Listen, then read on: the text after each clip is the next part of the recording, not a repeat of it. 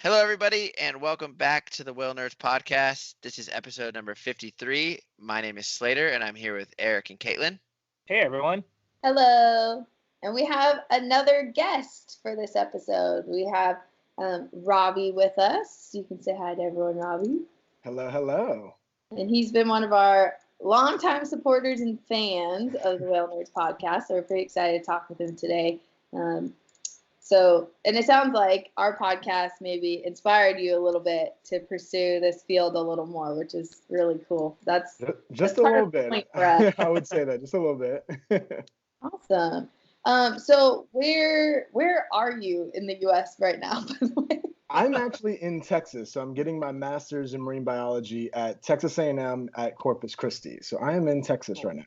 Okay, cool. So go Aggies. You're right. Cool. That sounds fancy. Yeah. Like, we're like the little sister school of Texas A&M, like the big school. So we're the Texas A&M Corpus Cristi. We're the Islanders. So we're like just like the sister school of the big Texas A&M school. One of my best friends got her master's degree there, but in College Station. And so in College Station? Nice. Yeah, nice. Cool. We have some really cool whale and dolphin people out in College Station and Corpus Cristi as well. So yeah, that's one of the big job boards that's online is through A&M, right? Mm-hmm. Yeah. I think so. Yeah, I think I've heard something like that. Stuff. I know that's one I've referenced in the past for people to look for opportunities is that online listing through the university. So awesome. Have you been out looking at dolphins in Texas? We have not. We'll see some bottlenose dolphins from like the shore, and we have some that come up by us, but I haven't been out on the water yet out here. We do have a professor out here who's wanting to start some photo ID work. So once she gets her grant for her boat and everything, then we'll start doing some photo ID with the bottlenose dolphin out here. Sweet. So what's your bachelor's degree in? So my bachelor's is actually a little bit different. So my bachelor's is in psychology. So I studied memory and cognition in the psychology realm in my undergrad from LSU. And so I studied memory for about 3 years. And so then when I was looking to come into the marine biology realm, I was looking to try and keep with that memory theme. And actually, so it took me a few years to find someone, but I found a professor here who studies memory. And so I am working in his lab, which is a neuroscience lab, and we're looking at like the behavioral and the cellular components of memory. Oh, awesome. Wow. Nice. So it's So- pretty interesting. Is this your first year of your program or? Yes, yeah, this is my first year of my master's, which should take me about a little over 2 years. I'm taking the summer off, that way I can pursue this position in Portugal, to work with dolphins in the fields and everything again. So I'm excited to get back on the water, but this is my first year of my master's, so I have one more year left to go here. Okay, cool.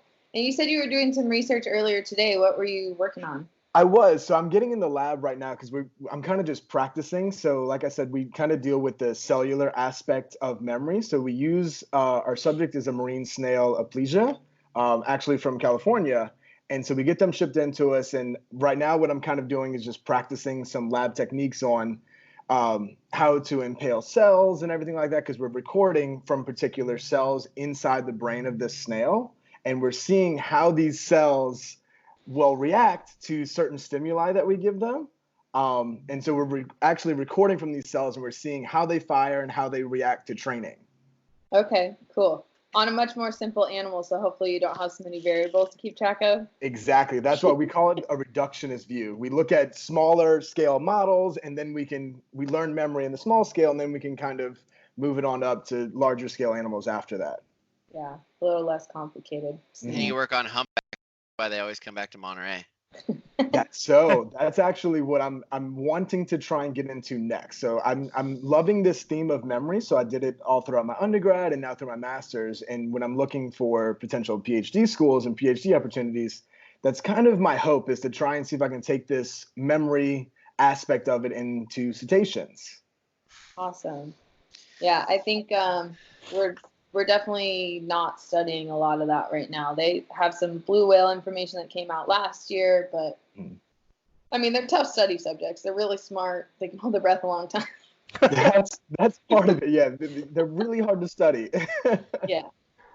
Okay, so tell us a little bit about your internship experience in Portugal. It was last summer, right? Absolutely, yeah. It was last summer. I was listening to our podcast, the Whalenerds podcast, and y'all had mentioned Marmam, and I was like, "Oh, this sounds like a great, email subscription." And so actually, I signed up for it, and somehow I saw on there they had a listing for internships out of Portugal, and I was like, "Oh, let me just throw my name in the hat and see what happens." And I didn't really know how the process of it went, but I actually got to go over there for a little over 3 weeks with AIMM Portugal. And we do like dolphin research out there, mainly in common dolphins, bottlenose dolphins. But we do see a few fair share of whales. We'll see a minke whale every now and then. I did get to see a minke when I was out there, but photographing whales is so difficult. You make it look so easy, and then because I remember chasing this minke whale for like 2 hours, trying to get this one shot that I wanted personally, and I was like, it's just not happening. Well, minke whales also make it a lot more difficult than other whales too. They So do. And well, because I wanted to get them, how they have that weird surface pattern where they kind of come up with their chin, and I yeah, wanted to get like a photograph of that, and I actually ended up getting a decent one. It wasn't great, but I was happy with it after a 2 hour chase. it's So weird where in because Portugal? Oh, go ahead, Slater. I was gonna say minke whales can be like sometimes the greatest, Mhm. and sometimes they can be like, well, actually, sorry, like 90% of the time they're the worst. But then that was like that 10% though, you could have a great encounter with them where they're like, we've even had them bow ride, like, Oh wow, so that'd be crazy. The Yeah. ones in Southern California, I feel like, are a little more tolerant than the ones in Monterey. The ones in Monterey are like, boats, no thank you. I've only seen one here in 3 years, or two maybe. The minkies in Quebec, Canada were amazing. They were like dolphin. They were popping up right next to the boat. But yeah, our California ones, I don't know what's their deal. They sometimes can be showy, but most of the time, 90% of the time, pretty elusive. Yeah. Where in Portugal is the organization that you're working with? So it's in the southern coast of Portugal, in a little town called Albufeira. So we have a boat out there. Huh? I see it on the map. I'm looking at my phone on Google Yeah, Maps. so we're a little west of like Faro, and stuff like that. So we have a boat out there, and we kind of go out every single day, and we're always looking for interns, and we're usually out on the water anywhere between 5 to 8 hours a day. That's pretty cool. We're off the southern coast of Portugal. What a unique place to get to go and do that. It's so nice. I'm looking at the photos of like the beaches looking onto shore, and it looks like Incredible. the structure, like the housing structures and stuff, look pretty cool. Well, even the bottlenose dolphins will come really, really close to shore. The bottlenoses get really, curious, and they get really close to shore. So sometimes you can actually see them off the coast, which is quite nice. Sometimes we've come out the marina and we're like, oh, let's go search for dolphins today, and the bottlenose are just right there waiting for us. So that makes it an easy day when they do that. Is it only a research organization, or do they have like a eco-tour component? It's all research mostly. They do have some like ecotourism places out here in Portugal, but we're a scientific boat, and so we do all research. Okay, cool. And so then you obviously had a great time for those 3 weeks that you were out there. It was amazing. And was that totally a volunteer experience? So you just came in on like a tourist visa or something? I don't think I needed any kind of visa or anything. Because I was doing research, so I kind of just went. Had my passport and everything, so I didn't really need a visa or anything. I don't know if I'll need one for this time because I'm going to be going for a little bit longer this summer. Yeah. They invited me back to come back this summer as a research assistant. So last summer I was an intern with them, but they invited me back. They loved the work that I did. And one thing about me is I'm really enthusiastic. I love our dolphins. I love our whales, and I love what we do. And so they wanted me back as a research assistant. And so now I'm going to be going for 3 months come this summer. Nice. Awesome. That's awesome. Yeah. So I'm really excited to get back out there and get back to work. Good deal. When you were there, you were mainly doing photo IDs? We did a lot of photo IDs. So we're tracking behavior. We were looking at whatever cetaceans that are out there. We track behavior, and we do mostly like photo ID work. So we'll take as many pictures as we can once we're out there, and then we come back to the house. Then we kind of go through the photos. And we're trying to build a catalog of common dolphins, bottlenose dolphins that are out there. Photo ID is a lot easier with the bottlenose dolphins because you can kind of see the rake marks and stuff like that. With the commons, a little bit more difficult, but we're still trying to build a database out there because not too much is known about the populations that are out there. And are the commons in a lot bigger numbers, right? A lot bigger numbers, absolutely. We can see upwards of 300, 400 at a time, where the bottlenose we're seeing, maybe 40, 50 max. So they can be in larger numbers, but we tend to see them kind of group in 20s, 30s-ish range. Yeah. What other species was it just bottlenose, common dolphins, and minkies, or did you come across anything else personally unusual? All I saw. After I left, they did see some Rizzo's dolphins that particular season. They do have orca that come in every now and then, but they're more kind of transients. They're coming up the west coast of Portugal, so they'll come inland a little bit. We tend not to see too many orcas. But as far as my personal experience, because I wasn't out there too long, I saw mainly common dolphins, bottlenose. We had a minke whale. We also saw a basking shark, which was actually really, really cool. Cool. I've never seen one.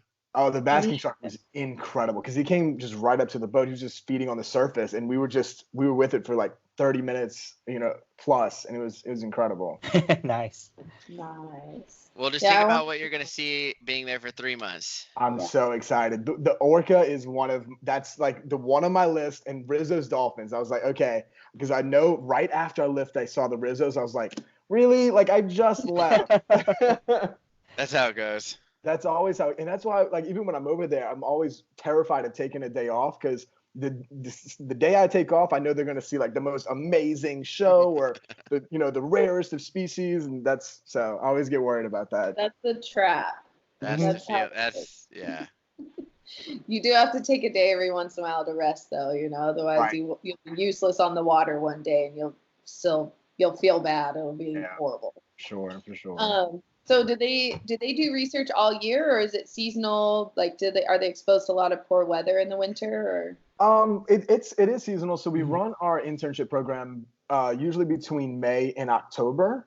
So they'll take the winter off, and then they just start back up in April and May. They're looking for interns now, so they'll start putting postings on Marmam and things on social media. That way they can get like a full group of interns over the summer.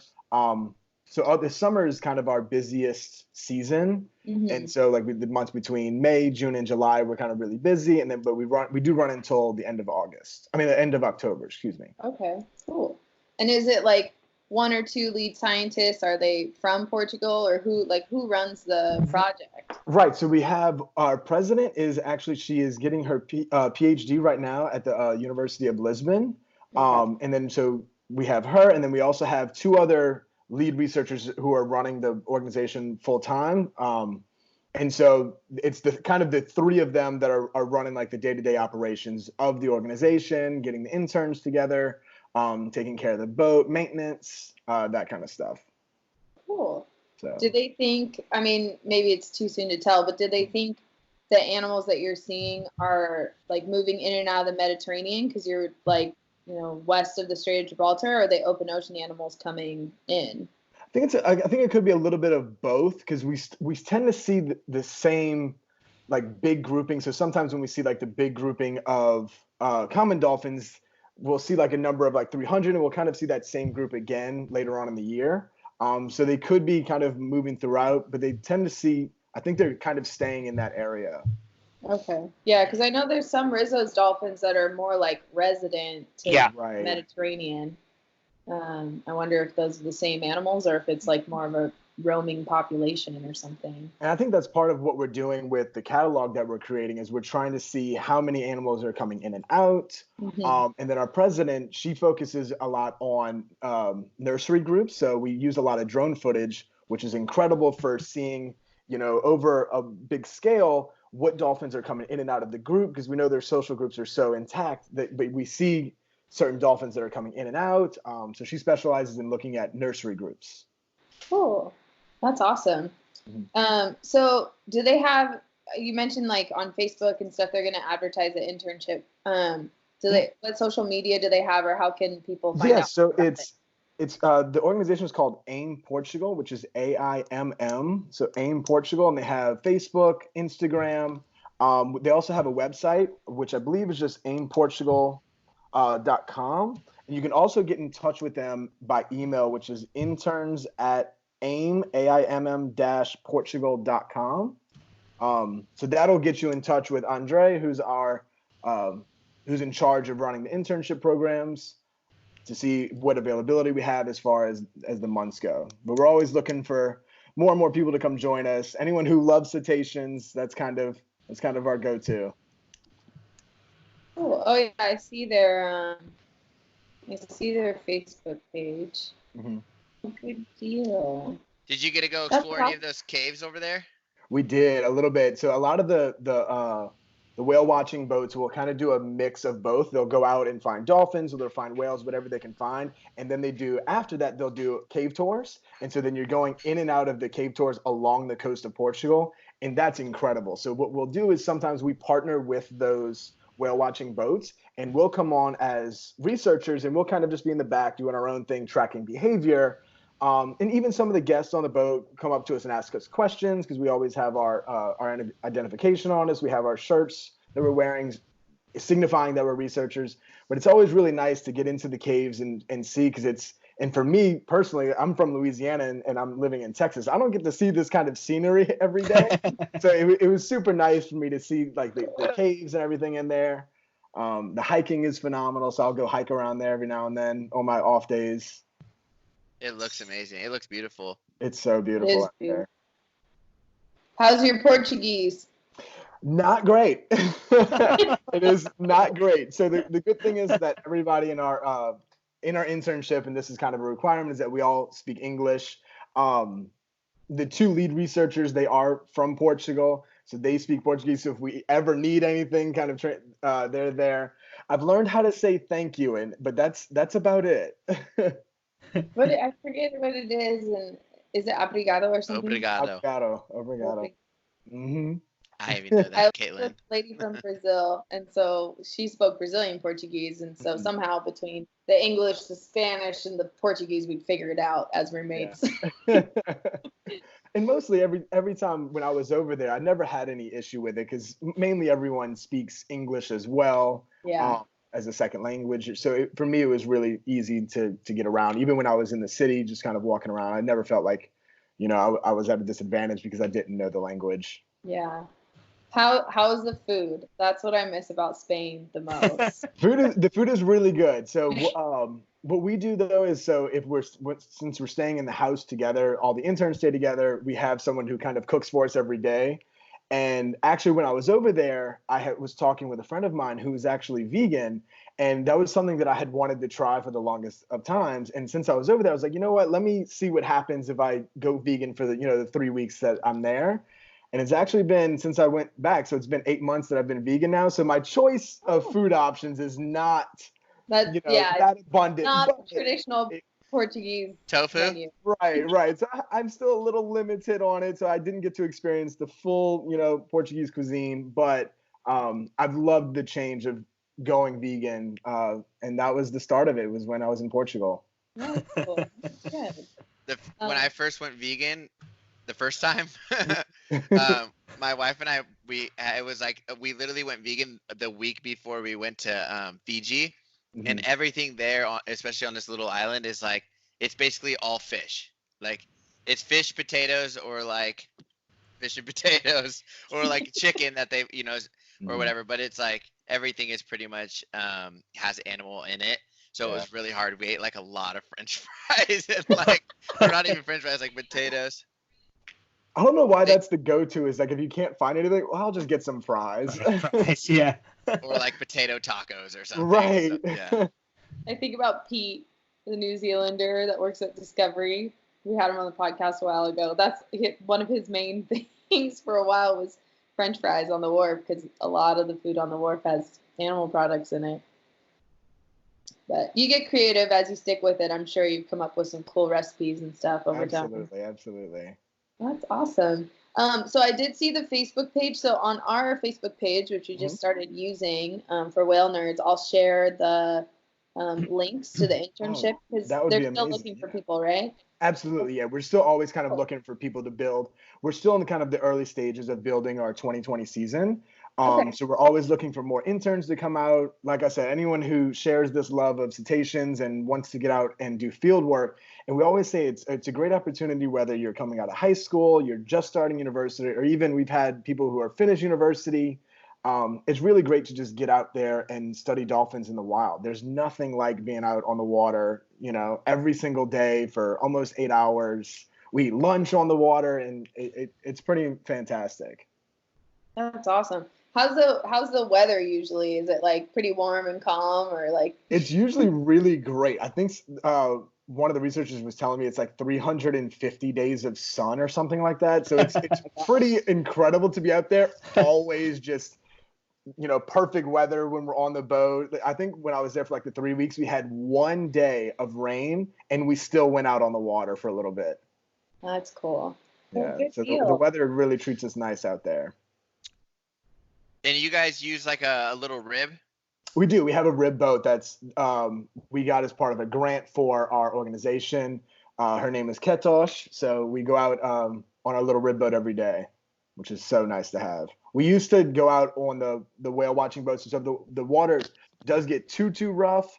Then we can go out on the other whale watching companies that have a little bit larger boats. So that way we can still go out and take our data and take our photos. So we do have partnerships with some of the whale watching groups that are out there. But our favorite day is when we can get out on Ketosh because we just have more mobility than the larger boats. So we can kind of go where we want. We can stay with the animals as long as we want. We have a great captain on board who's fantastic in approaching the animals and having us stay with them for a while. That's awesome. Did you see any leatherback turtles while you were there? I have not yet, but they are out there. So that's still one that I'm like, okay, I want to see one while I'm out there. I haven't been able to see one yet, though. Dang. Yeah, I was just looking at your guys' website, and I saw a video of a leatherback turtle.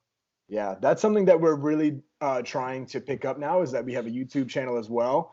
And we're really just trying to spread the knowledge of these animals and showing this by video. It's really captivating for an audience. And so we use a lot of drone footage. GoPro footage is fantastic. So we can get really close with the bottlenose dolphins and put the GoPro on the water. That's always a really special encounter is when you can have, 15, 20 bottlenose dolphins bow riding you and be able to capture that footage is really special. Yeah. And your work is now the whale watching companies over there, are they doing things year round or is it kind of seasonal in that area? I think they are doing some year round. We do more of our stuff seasonal, but I'm not too sure if they're trying to do year round or seasonal stuff. They do when it is seasonal, they'll guarantee a sighting. And we do work with them if we find a sighting, if we've been with the animals for a while, we'll, radio them over the radio and they can come out and show their guests. We do try to be a little bit separate because we want to have our photo ID and we want to get the notion of the behavior. We don't want to be a disturbance to the animals. So if there's too many boats around, we don't want to radio it. But we try to have as much time with the animals as we can, and then they'll come afterwards. So we do work well with the other companies that are out there. All right. That's pretty awesome. Yeah, it's good to know that there's some whale watching there. I've always, I know people do some research there, but yeah, it's good to know that there's stuff for the general public to participate in. Hey, Caitlin, you're back. Hi. I don't know if you guys saw me frantically looking to my left earlier, but the power was bumping in my apartment, and so I think it shut the Wi-Fi box off. Sorry. Oh, okay. Yeah, you're frozen, but it's fine. We just ask questions like you would. Oh, good. Well, hopefully in the recording, because it's coming from your computer, we'll still get it all. No, it'll still be there. I asked him if he had seen a leatherback turtle because I see on their website that they have video of it. I promise if I see one, y'all will be the first to know if I see a leatherback. Oh, cool. Caitlin, Let's tell Caitlin. I've already seen one. People tell me they No, it's my favorite. I know. Not really. I hate it. Actually, Eric and I went whale watching yesterday, and we were what's called headed out looking for whales, and I don't know how it sparked, but I was like, let's find a leatherback sea turtle. But it's not the time for him. Mm. Warm Sad. up. Not yet. Sadly, we found 3 balloons instead. Yeah, that's something that we try to do on the water as well. If we see any kind of plastic or balloons, or we've seen like blankets and stuff, we always do our part to make sure we're picking up those pieces of plastic that we see. That's one of the harder things about being out on the water every day is you're starting to see all these things reoccurring way too often.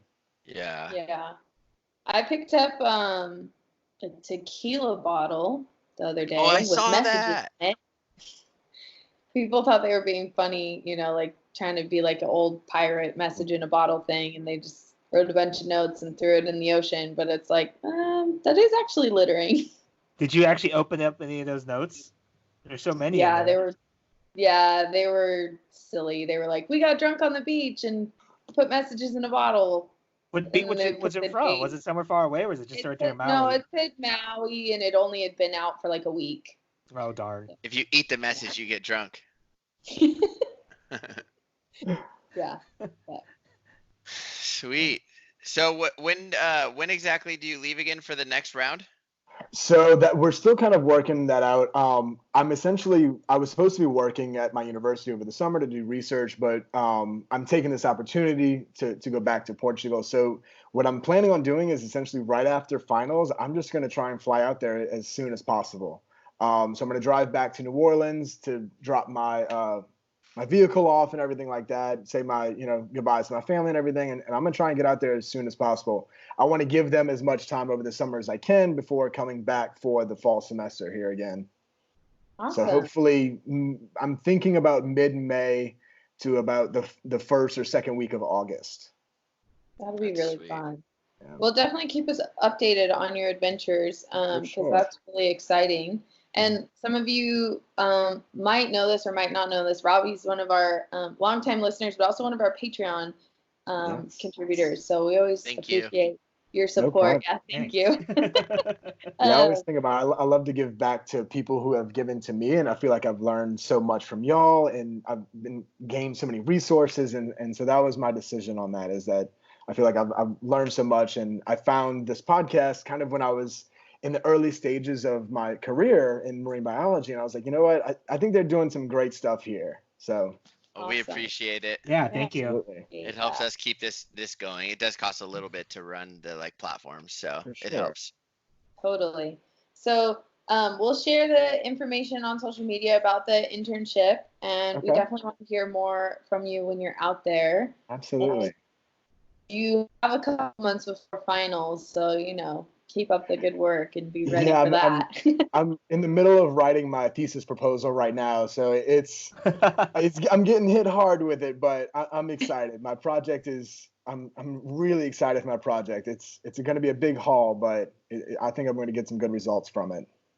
That's super cool. I have a question. Let us know how that goes too. I will. When you signed up for, I'm not even signed up for the Marmams, which is funny, but when you signed up for that, how long were you getting emails from them until you saw this internship and then you applied?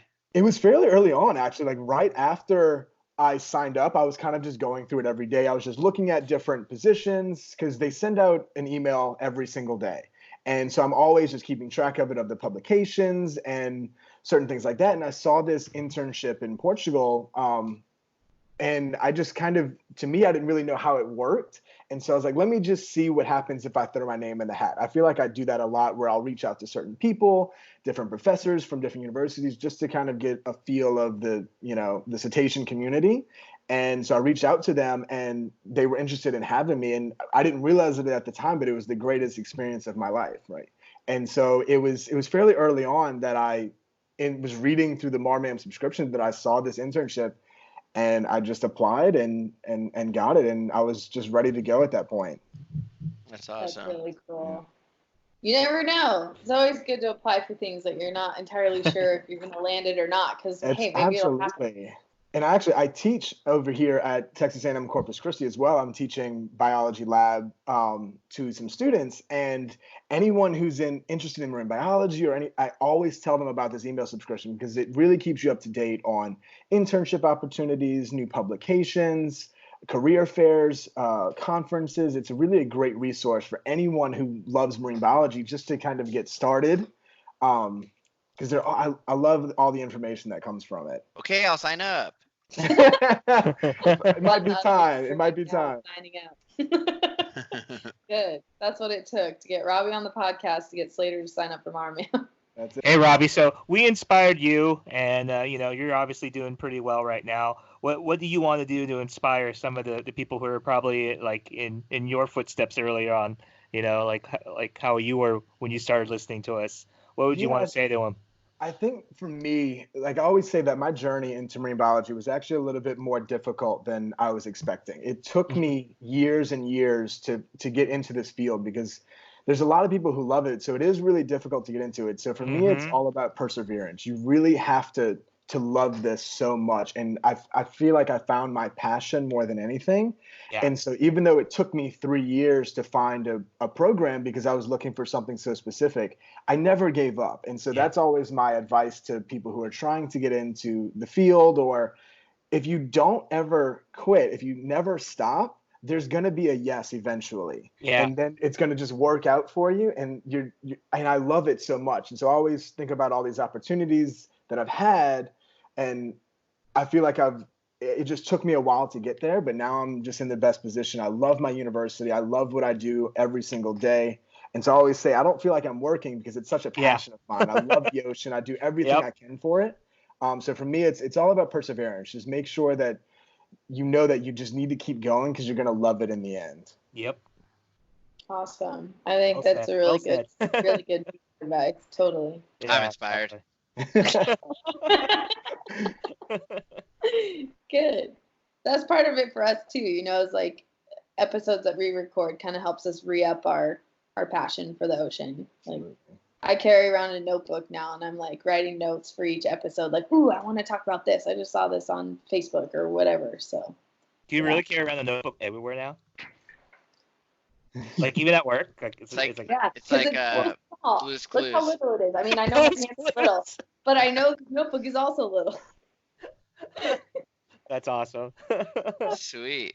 And I feel like our cetacean community too is we're all so welcoming, as we all love this so much that we're trying to spread knowledge and our passion and our joy, that no matter who you are, if you find anyone who loves cetaceans, and I say this all the time, I'm like, I just want to talk cetaceans. I just want to talk dolphins. If I see someone, let's talk. Like, what do you know that I can learn from, and vice versa. And so I'm always trying to spread that knowledge and spread that love and passion. Yeah, that's definitely one thing that's cool about going whale watching all over the world is you hear like the way different naturalists talk, or like, the way they go about talking about certain things, and then you learn something new. Like every time I go somewhere, I learn something new. Even if it's something that we've kind of heard already, it might just be the way they said it that like, it sticks with you. And so for me, I tell this story that's actually how I decided to go into marine biology. I was doing something else at the time, and I took a trip to Alaska and went whale watching out there. And I met this naturalist on board who just talked so highly of marine biology. And I've always wanted as a kid to go into it, and I just didn't know how. And so it was actually that day that I was on the boat and I was just talking with this naturalist that I decided that I wanted to go for it. I didn't know if I was going to be able to figure out a way into marine biology, but I knew that I would always regret it if I didn't. And so it really can have an impact on you just by going out in the water and having that first whale encounter. It really can change your perspective on it. And for me, that's why I'm here now, is because I went whale watching in Alaska and I saw this whale, and I actually posted it on Happy Whale, which is something y'all have talked about before. Oh, cool. And I got it ID'd, and ever since then it kind of just took off. And I decided, I was like, this is the moment where I need to do this, or I'm gonna forever regret it. And now I'm here and I'm never looking back. So that was just within the last year, right? The IDing. That was a few years ago now that I just ID'd the whale that I had taken a picture of. I think it was about 4 years ago now that I went to Alaska, because it took me a good 3 years to find this program, because I was looking for something very specific and dealing with memory and trying to get into the marine biology world through that, because that was really my passion through my undergrad. And so once I found my professor here who deals with memory just from the neuroscience side of it, it really was a perfect fit for me, because now I'm getting to study this passion of mine in memory while I study marine biology, and it's just looking at it from a different perspective. That's awesome. I mean, I think marine biologists are like, God, some of the most creative people, because they're making all of these discoveries and observations, and a lot of their data, like if you looked at it, you'd be like, this is so out of context. How do you even know like what's happening? You know, like, because the study subjects that you're working with are in more harsh conditions than the surface of the moon. Like, we know more about the surface of the moon than we do about the ocean. And so you have to be so creative and so ready to adapt to anything and everything to work on the ocean. I think there's some of the really most interesting people on Earth, these marine scientists. I couldn't agree more. I agree. You have to think about these problems and these questions that we have really creatively. And I think one of those is that we're seeing now is the use of drones. Drones now is becoming so widespread in the study of whales and dolphins, because it's another advantage to us, that it's a resource, it's a tool that we can use. And that, like you said, we have to adapt to ever-changing environments. And I feel like that's one of those that's really starting to take off. Yeah. Yeah. And bioacoustics too has been one of my interests for a long time. You know, how do you make information, how do you make sense of any of it from all these underwater recordings? I think that's just fascinating. There's a friend of mine out of another Texas A&M school in Galveston. They're doing bioacoustics with blue whales out of Alaska and California. And so they have these acoustic stations set up, and they're listening to the particular blue whale calls that are out there. So I agree. Bioacoustics is another huge topic right now. Sweet. And it's a fun one to listen to. Yeah, listening to them. It's exciting. I think that's all my questions and notes. Did you guys have any others? I think I'm good. I'm just happy to hear Robbie's story here. Yeah. Pretty awesome. Yeah, I really appreciate y'all having me on. This has been great. I appreciate it. Yeah, thanks for being willing to do it. And definitely, if you finish in October or however long you're there, we can do a recap on what you see, because maybe you'll see orcas this time or a leatherback turtle or something. So that sounds great. Yeah, or other things Caitlin hasn't seen. Yeah. I'll be nice and I'll listen and I'll be happy for you. So happy for you. That's really funny. Sweet. Well, thanks for joining us, and good luck in your marine biology career. Yeah, I hope you have a great summer out there. Yeah, we'll be in touch. I'll be sure to keep y'all informed on everything that I see out there. Awesome. Awesome. All right, you guys. Well, thanks for listening to this podcast. Again, this is Robbie, and he just got into this field, we're excited to hear about his future. And if you guys don't follow us on Instagram, or on any of the social platforms, it's Whalenerds. Yeah, thank you. Thanks, everyone. Thank you so much. Thank you.